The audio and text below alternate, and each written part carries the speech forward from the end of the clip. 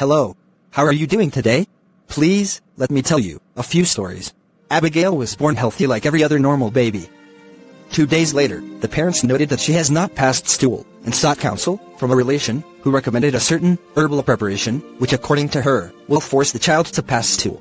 A few days later, the child was noticed to be having a distended or swollen tummy, as well as a discharge from the umbilical, navel area. The discharge looked and smelled like feces, and she was now taken to the hospital. The doctor saw the child and made a diagnosis of enterocutaneous fistula. Such a big diagnosis.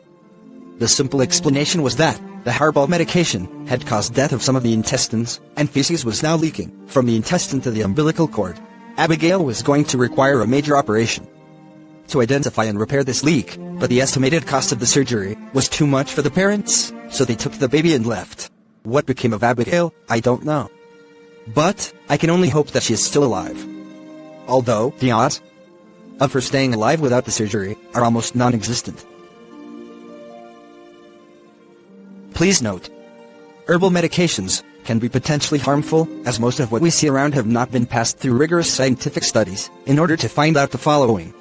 1. The side effects. 2. Possible long-term effects on organs such as the kidneys and the liver.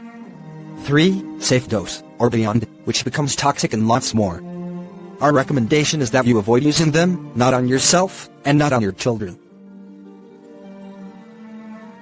Let me tell you a second story, if you don't mind. Please. Sylvain, a 2-year-old boy, has been sick for about 2 weeks now. It started first as fever, and then it was observed that his tummy was getting bigger. The neighbor said it was a paw affair, and she referred them to a certain healer, who she claimed healed her own son when he had the same illness. Sylvain was taken there. The healer forced some concoction down his throat, and made some marks on his abdomen, using a sharp instrument he got from the floor, at a corner in his room. 2 days later, Sylvain was not getting better. The fever was getting worse, and now he started convulsing, and was not responding to calls again. The parents could no longer stand it. They took him away, much to the chagrin of the healer, and came to the hospital. The doctor, after assessing the child, said what he had initially was just malaria, which is relatively easy to treat. But because of what had been done to the child at the healer's place, he now had sepsis and acute kidney injury, meaning that the concoction had caused an infection, which has spread in the body, and has now affected the functioning of the kidney. He was also said to be at risk of tetanus because of the contaminated instruments that were used to make the marks on his tummy. Sylvain did recover eventually, but it was a long hospital stay with a huge bill.